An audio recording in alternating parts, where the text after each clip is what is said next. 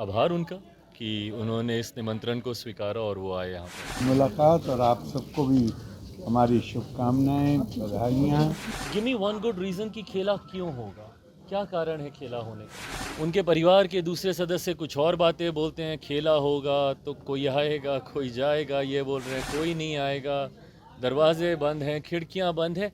मतलब क्या है इन सारी बातों का, कौन जाना चाह रहा है? केंद्रीय मंत्री चिराग पासवान ने कहा है कि वो महाकुंभ जाएंगे और दर्शन करेंगे और पूरे परिवार के साथ जाएंगे। इसके साथ साथ वो विपक्ष पर भी हमलावर नजर आए। जिस तरीके से मीसा भारती ने सुबह में कहा है कि खेला होगा, ऐसे में उनके बयान को लेकर के विपक्ष पर साफ तौर से हमलावर तो नजर आए ही, लेकिन और भी कई तरह की बातें वो कहते नजर आए हैं। क्या कुछ कह रहे हैं केंद्रीय मंत्री चिराग पासवान, आइए आपको सुनाते हैं। से हम लोगों ने विनम्र आग्रह किया था, दही चूरा का है और माँ महिम अभी कुछ समय पूर्व ही हमारे प्रदेश का सौभाग्य है कि एक ऐसे अनुभवी व्यक्ति के अनुभव का लाभ हम लोग को मिलने जा रहा है माँ महिम के रूप में, वो भी एक महत्वपूर्ण साल जबकि चुनावी वर्ष है। तो ऐसे में पार्टी के तमाम साथियों की, मेरे परिवार के तमाम सदस्यों की ये हार्दिक इच्छा थी कि माँ महिम भी दही चूरा के इस कार्यक्रम में आए, और क्योंकि उनसे पुराने संबंध रहे हैं, मेरे पिताजी के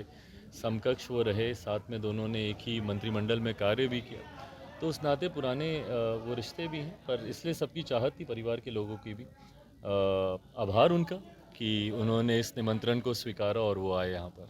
अच्छा, ये महाकुंभ का भी शुरुआत हो चुका है, उसको लेकर क्या चिराग जी भी वहाँ पर जाएंगे? मैं बिल्कुल जाऊँगा और परिवार के साथ मैं जाऊँगा। मुझे लगता है हम सबको जाना चाहिए।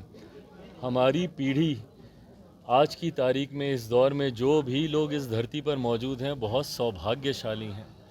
अब अगला ये मौका 144 साल के बाद ही मिलेगा। ऐसे में हम लोगों को ये सौभाग्य प्राप्त हुआ है कि महाकुंभ में हम लोग जा पाएँ और अपनी भावना, अपनी आस्था को वहाँ पे हम लोग समर्पित कर सकें। तो मुझे लगता है ये मौका किसी भी भारतीय को जाने नहीं देना चाहिए।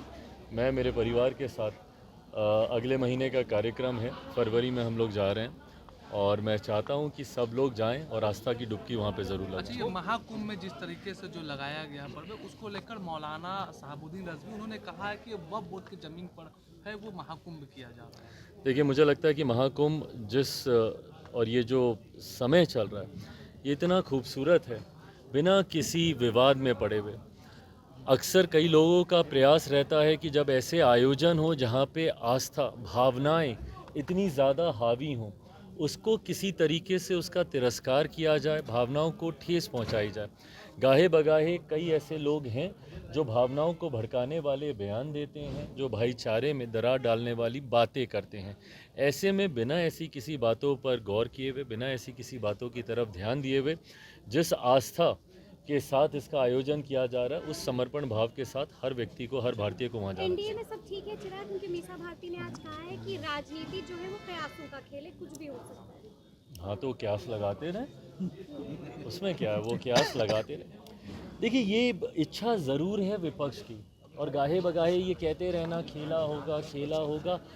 Give me one good reason कि खेला क्यों होगा, क्या कारण है खेला होने का। जिस तरीके से हमारा गठबंधन मजबूती से चल रहा है, उपचुनाव में आप लोगों ने देखा 100% स्ट्राइक रेट रहा एनडीए के तमाम प्रत्याशियों का।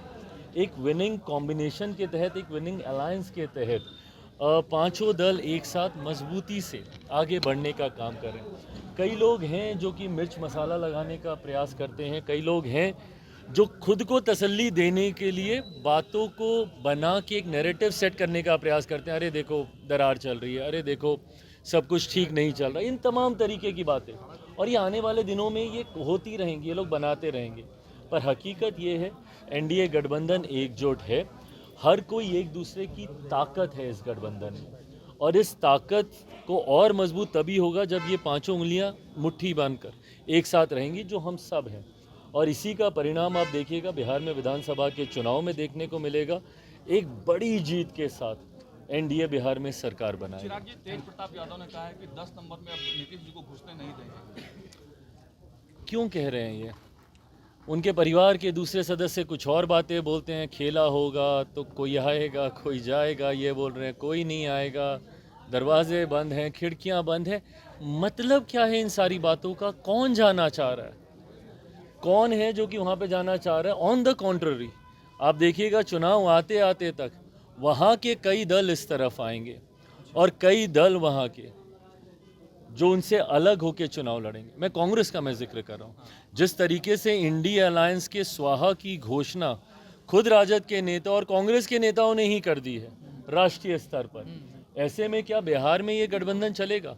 दिल्ली में आप देख लीजिए, हम लोगों पर उंगली उठाने वाले दिल्ली में क्या कर रहे हैं, एक दूसरे के ऊपर सर फुटबॉल चल रहा है। कांग्रेस आम आदमी पार्टी को हराने पे लगी, आम आदमी पार्टी कांग्रेस को हराने में लगी हुई है। घटक दलों में बंटवारा हो गया, आधे लोग इधर समर्थन कर रहे हैं, आधे लोग उधर समर्थन कर रहे हैं। बहरहाल कांग्रेस को कौन कर रहा है मुझे नहीं पता, बट सपा टीएमसी तो सब आम आदमी पार्टी को वहाँ पे सपोर्ट कर रहे हैं। तो ऐसे में जिनके खुद के घर शीशे के हैं उनको दूसरों पे इस तरीके के बयानबाजी करने का कोई मतलब नहीं है। कोई वहाँ पे जा नहीं रहा है, किसी के लिए उनको दरवाजे खोल के रखने की ज़रूरत नहीं है, खिड़की तक उनको खोल के रखने की ज़रूरत नहीं है।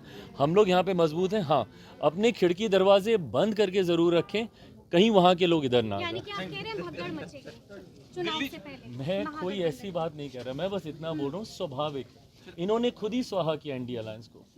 अगर वहाँ पे राष्ट्रीय स्तर पर अगर कोई घटना घटती है उसके रेपरकशंस तो होंगे ना। पिछली बार कांग्रेस 70 सीटों पे लड़ी, राजद क्या बोलती है, इसकी वजह से हम मुख्यमंत्री नहीं बन पाए। इस बार देंगे 70 सीटें, और अगर नहीं देंगे तो क्या उससे कम में कांग्रेस लड़ेगी? जो कांग्रेस तिहाई का आंकड़ा लोकसभा में नहीं पार कर पाई, वो तिहाई के आंकड़े में चुनाव लड़ना चाहती है बिहार में। महत्वाकांक्षाएं बढ़ी हैं उन लोगों की। तो ऐसे में कैसे सामंजस्य बनेगा इन लोगों का, ये देखने वाली बात है। दिल्ली चुनाव का सीट फाइनल हुआ क्या आप लोगों को? कितने सीट मिले? संगम विहार भाई मैं अभी संगम विहार किसी सीट पे कोई चर्चा नहीं। सुबह से दही चूरा का वोट चल रहा था। इस दौरान जैसा मैंने कहा कुछ घंटों की बात और है, और घंटों में ही इसको तय करना होगा, क्योंकि अब तो नामांकन के अभी तारीख समीप आ रही है। बातचीत चल रही है, विनेबिलिटी के फैक्टर पर ही हम लोग सीटें लेंगे, ना संख्या दिखाने के लिए, ना ये दिखाने के लिए कि गठबंधन में हम लोग चुनाव लड़ रहे हैं। कोई भी सीट, सिर्फ वही सीट लोक जनशक्ति पार्टी रामविलास लेगी और लड़ेगी जिस सीट पर हम लोग को विश्वास है कि हम लोग जीतेंगे। उसको लेकर ज़रूर बातचीत चल रही। किसी की बराबरी करने का कोई शौक़ नहीं है, मुझे तो खास तौर पर नहीं है। मैं 2 सीटें कम लूँगा, पर वही लूँगा जो मैं जीतूँगा, सिर्फ संख्या दिखाने के लिए। कल को मैं ज़्यादा सीटें ले लूँ, बाद में जब परिणाम आएंगे तो आप ही लोग उसका विश्लेषण करके बोलेंगे कि स्ट्राइक रेट देखिए इनका कहाँ से कहाँ आ गया। मैं कतई और वो गठबंधन को भी कमज़ोर करता है। जब आप संख्या दिखाने के लिए ज़्यादा सीटें लड़ते हो, गठबंधन को भी कमज़ोर करता है। गठबंधन के में हर उस साथी को वहाँ से चुनाव लड़ना चाहिए जहाँ पे उनकी मजबूत उपस्थिति हो, और इसी सोच के साथ दिल्ली में हम लोगों का ये सीटों का बंटवारा हम लोग का हो रहा है, और जल्द उसकी घोषणा कर दी जाएगी। Thank you Prabhu, thank you. तो सुना आपने क्या कुछ कहते नजर आए हैं। महाकुंभ जाने की बात तो उन्होंने की ही है। मकर संक्रांति पे जिस तरीके से भव्य भोज का आयोजन किया गया उसको भी लेकर के वो बयान देते नजर आए। वहीं जिस तरीके से विपक्षी दलों का दावा है कि बिहार में एक बार फिर से सियासत में कुछ देखने को मिल सकता है, इस बयान पर चिराग पासवान का क्या जवाब आया है, साफ तौर से आप सुन रहे थे। कैमरा पर्सन शशि के साथ मैं दक्षा प्रिया, दर्श न्यूज, पटना।